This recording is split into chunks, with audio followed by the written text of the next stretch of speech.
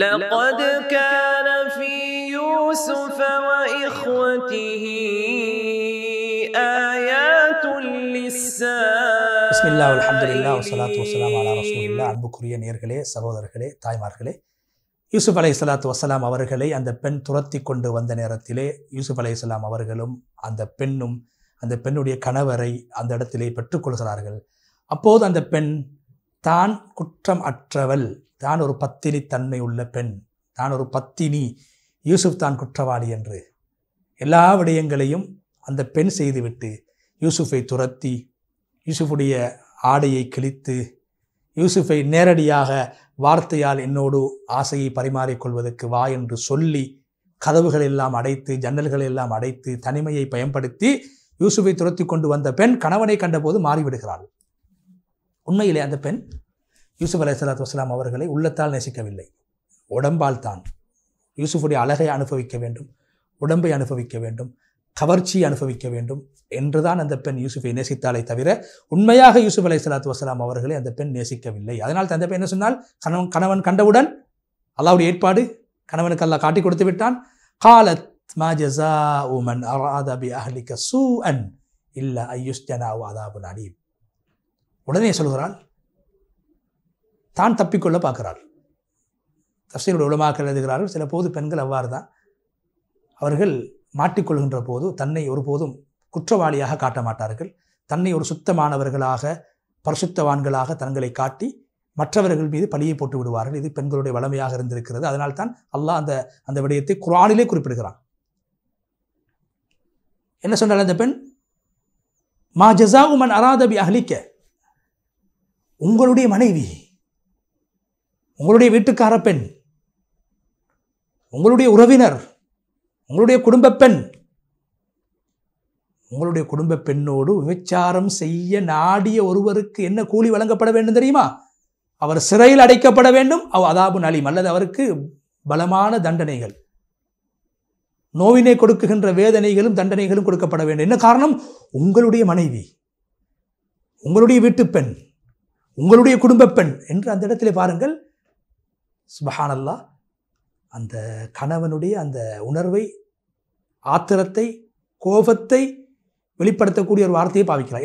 என்னோடு விபச்சாரம் செய்ய நாடியவர் என்று சொல்லவில்லை, என்னோடு தப்பாக நடக்கக்கூடியவர் என்று சொல்லவில்லை, உன்னுடைய மனைவி, உன்னுடைய குடும்ப பெண், உன்னுடைய வீட்டுக்கார பெண் என்று உன்னுடைய என்று பேசி கணவனுடைய அந்த கவலையை, கணவனுடைய ஆத்திரத்தை, கணவனுடைய ரோசத்தை, கணவனுடைய கோபத்தை வெளிப்படுத்த அந்த பெண் விரும்பி உடனடியாக யூசுப் தண்டிக்கப்பட வேண்டும் என்ற காரணத்தினால் யூசுஃபின் மீது பழியை போட்டு, உங்களுடைய மனைவி அல்லவா, உங்களுடைய பெண் அல்லவா, உங்களுடைய வீட்டுக்கார பெண் அல்லவா என்று அந்த பெண் சொல்லி யூசுஃபை சிறையில் அடைக்க வேண்டும் அல்லது தண்டனை கொடுக்க வேண்டும், உடனடியாக தீர்ப்பு வழங்கப்பட வேண்டும் என்று அந்த பெண்ணே தப்பை செய்து, தவறை செய்து யூசுஃபை துரத்தி வந்து கதவை அடைத்து விட்டு கணவனிடத்திலே மாட்டிக்கொள்கின்ற போது தன்னை நிரபராதியாக ஆக்குவதற்காக வேண்டி ஒரு நீதிபதியை போன்ற அந்த பெண் தீர்ப்பு வழங்குகிறாள்.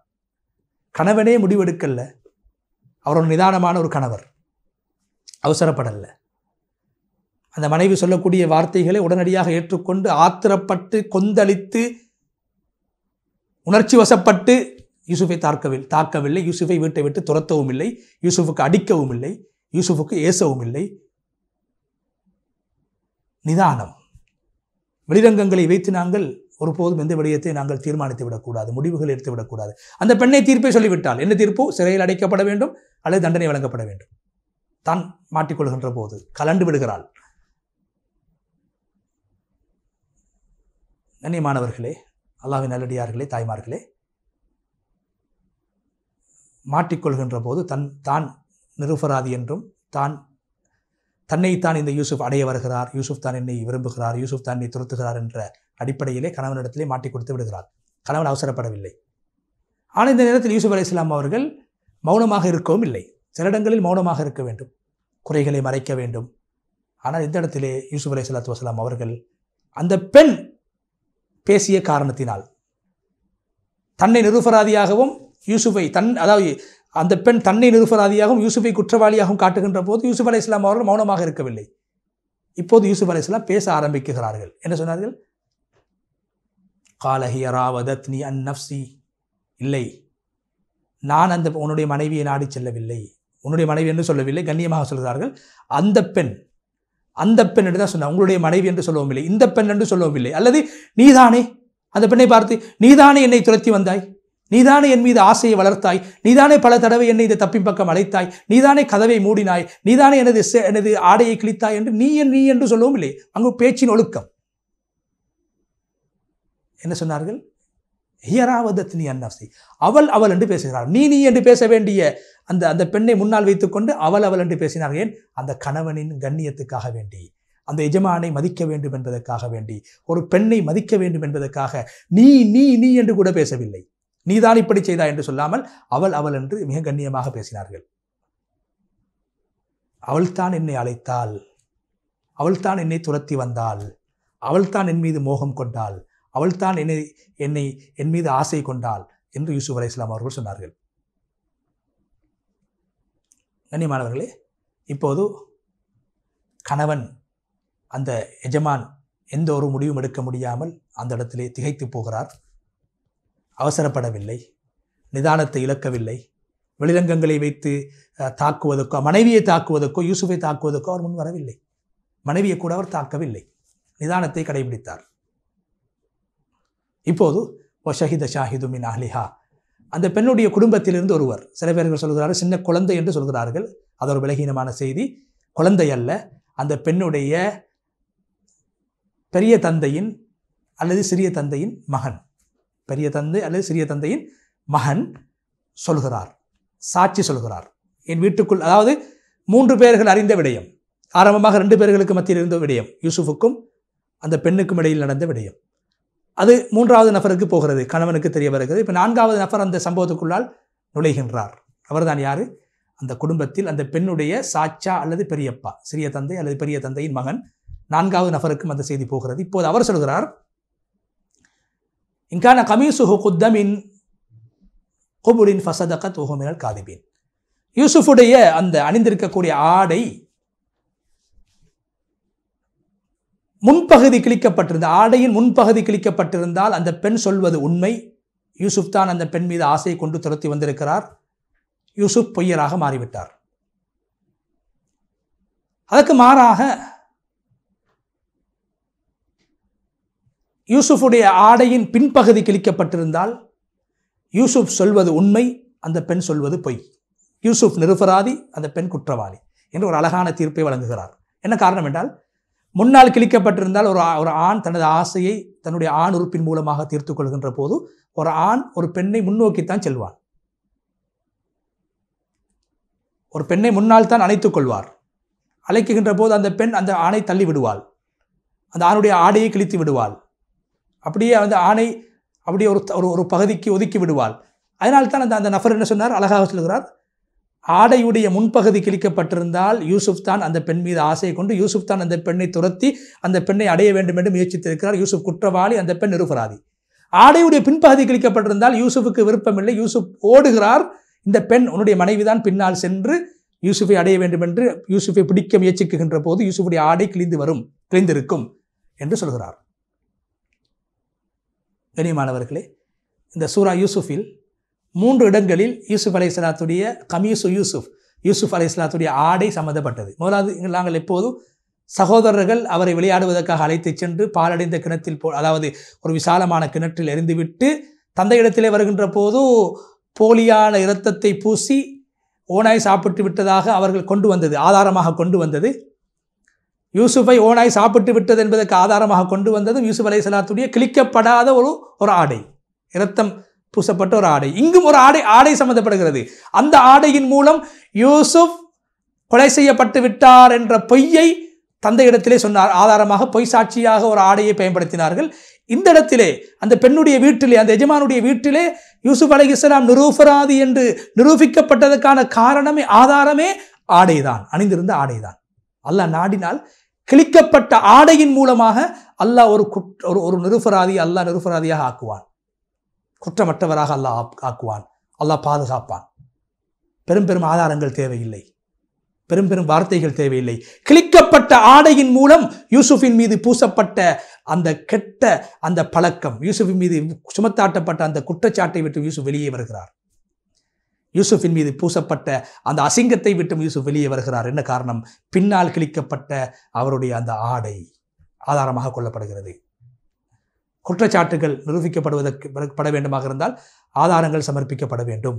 எவிடன்ஸ் என்ற பாடத்தையும் அல்லாஹ் இங்கு சொல்லித் தருகிறான். எங்கே என்ன சொன்னார்கள்? சேற்றுடைய பின்பகுதி கிழிக்க ஒரு நீதிபதி ஆராய்ச்சி செய்வதைப் போல, ஒரு சட்டத்தரணி ஆய்வு செய்வதைப் போல அந்த மனிதர் தீர்ப்பு வழங்குகிறார். ஆடையுடைய பின்பகுதி தானே கிழிக்கப்பட்டிருக்கிறது. அப்படி கிழிக்கப்பட்டிருந்தால் யூசுப் குற்றவாளி அல்ல, அந்த பெண் தான் குற்றவாளி. யூசுப் நிரபராதி. ஃபலம்மா ரஆ கமீஸஹு குத்த மின் துபுரின் கால இன்னஹு மின் கைதுகுன்ன. இப்போது அந்த சேட்டை பார்க்கிறார்கள், அந்த ஆடையை பார்க்கிறார்கள். ஆடையுடைய பின்பகுதி கிழிக்கப்பட்டிருக்கிறது. இப்போது அந்த கணவரை சொல்கிறார், கால இன்னஹு மின் கைதுகுன்ன, ஏ மனைவியே, ஏ பெண்ணே, இது உன்னுடைய சதி. யூசுப் நல்லவர், யூசுப் குற்றவாளி அல்ல. நீ சொல்வதை போன்று யூசுப் அல்ல குற்றவாளி. இன்னஹு மின் கைதிகுன்ன, இது உன்னுடைய சதி. உன்னுடைய சதி வலையிலே யூசுப் சிக்கிவிட்டார். யூசுஃபை சிக்கச் செய்வதற்கு நீ முயற்சித்திருக்கிறாய். இன்ன கைதகுன்ன அதீம். பெண்களை பார்த்து சொல்கிறார், உங்களுடைய சூழ்ச்சி பயங்கரமானது. உங்களுடைய பிளேன், உங்களுடைய திட்டம் இருக்குதே பயங்கரமானது. மிகப்பெரிய சூழ்ச்சிக்காரர்கள் நீங்கள் என்பதை அந்த அந்த அந்த எஜமானுடைய வாயினூடாக அல்லாஹ் சொல்கிறான். நீங்கள் உங்களுடைய சூழ்ச்சி மிக பயங்கரமானது. அதனால் ரசூல் ஸல்லல்லாஹு அலைஹி வஸல்லம் சொன்னார்களே, என்னுடைய உம்மத்தில் மிக பயங்கரமான ஃபித்னா, ஆண்களுக்கு மிக பயங்கரமான ஃபித்னா சோதனை பெண்கள் தான் என்று சொன்னார்கள். பெண்களை விட பயங்கரமான, ஆண்களுக்கு பயங்கரமான ஒரு ஃபித்னாவை, சோதனையை நான் காணவில்லை என்று சொன்னார்கள் ஸல்லல்லாஹு அலைஹி வஸல்லம். இங்கு அந்த எஜமான் என்ன சொன்னார்? இது உன்னுடைய சதி, இது உன்னுடைய திட்டம், இது உன்னுடைய சூழ்ச்சி. இன்ன கைதகுன்ன அதீம். பெண்களே, உங்களுடைய சூழ்ச்சி, உங்களுடைய திட்டம், உங்களுடைய சதி மிக பயங்கரமானது என்று அந்த கணவர் சொல்கிறார். கண்ணியமானவர்களே, இங்கு நாங்கள் மிக முக்கியமான சில விடயங்களை நாங்கள் பார்க்க வேண்டும். மாட்டிக்கொள்கின்ற போது சில நேரத்தில் பெண்கள் தாம் தப்புவதற்காக வேண்டிய பழிகளை போட்டு விடுவார்கள், சதிகளை செய்து விடுவார்கள், மற்றவர்கள் மீது பழியை போட்டு விடுவார்கள். அந்த பெண் என்ன செய்தால், யூசுஃபின் மீது பழியை போட்டு நான் எப்படியாவது கலர வேண்டும், நான் நிருபரையாக ஆக்கப்பட வேண்டும், நான் கேவலப்படுத்தப்படக்கூடாது, என்னை பற்றி யாரும் கேவலமாக பேசக்கூடாது, யூசுப் கேவலப்படட்டும் என்று பார்த்தாள். ஆனால் அல்லாஹு தஆலா அதே குடும்பத்திலிருந்து ஒரு நபரை பேச வைத்து அந்த நபருடைய தீர்ப்பு மிக அழகான தீர்ப்பாக இருக்கிறது. 3 இடங்களில் அல்லாஹ் யூசுப் அலைஹிஸ்ஸலாத்துடைய ஆடையை பற்றி பேசினார். ஒன்று அந்த ஓநாயுடைய இரத்தத்தோடு சம்மந்தப்படுத்தி, இங்கு அந்த பெண்ணுடைய விசார குற்றத்தோடு சம்மந்தப்படுத்தி அவருடைய ஆடை கிழிக்கப்படுகிறது. அந்த கிழிக்கப்பட்ட ஆடைதான் யூசுப் நிரூபராதி என்பதை அந்த இடத்திலே கிழிக்கப்பட்ட ஆடை அடிப்படையாக கொண்டுதான் முடிவெடுக்கப்படுகிறது. கணவன், எனது மனைவிதான் குற்றவாளி, எனது மனைவிதான் சூழ்ச்சி செய்தவள், எனது மனைவிதான் திட்டம் தீட்டியவள், எனது மனைவிதான் சதி செய்தவள் என்பதை கிழித்த ஒரு ஆடையின் மூலமாக அந்த சொல்லப்பட்ட சாட்சி அடிப்படையாக வைத்து அந்த கணவன் திருப்தி கொள்கிறார், முடிவெடுத்துக் கொள்கிறார், ஏற்றுக்கொள்கிறார். 3வது பிறகு வரும் யூசுப் அலைஹிஸ்ஸலாத்து வஸலாம் அவர்கள் தனது ஆடையை கொடுத்து அனுப்பினார்கள் தனது சகோதரர்களிடத்திலே. கண் பார்வையை இழந்த எனது தந்தை யாக்கூபுக்கு முன்னால் இந்த ஆடையை கொண்டு போய் போடுங்கள். ஃபர்தத்த பசீரா, எனது தந்தை யாக்கூபுடைய பார்வை திரும்பி வந்துவிடும், பார்வை உள்ளவராக மாறிவிடுவார் என்று 3 இடங்களிலே கமீசு யூசுஃபுடைய ஆடையை அல்லாஹ் சூரா யூசுஃபிலே பேசியிருக்கிறார். எனவே இந்த 2வது இடத்திலே அந்த ஆடைதான் ஆதாரமாக அமைந்தது யூசுப் நிரபராதி என்பதற்கு. எனவே பெண்களுடைய சூழ்ச்சி அது பயங்கரமானது, அது ஆபத்தானது என்பதை ரசூல் ஸல்லல்லாஹு அலைஹி வஸல்லம் அவர்கள் சொல்லியிருக்கிறார்கள். குர்ஆனிலே அல்லாஹு தஆலா சொல்லியிருக்கிறான், மிக கவனமாக நாங்கள் அணுக வேண்டும், பழக வேண்டும். அல்லாஹு தஆலா ஃபித்னாக்களை விட்டு எங்களை பாதுகாத்து ஈமானுள்ளவர்களாக எங்களை வாழச் செய்து அன்போடு உலகத்திலே வாழ்ந்து சந்தோஷமாக இந்த உலகத்தை விட்டு பிரிகின்ற சந்தர்ப்பத்தை நாம் அனைவருக்கும் நசீபாக்குவானாக. வ ஆகிரு தஅவானா அல்ஹம்துலில்லாஹி ரப்பில் ஆலமீன். வஸ்ஸலாமு அலைக்கும் வரஹ்மத்துல்லாஹி வபரகாத்துஹு.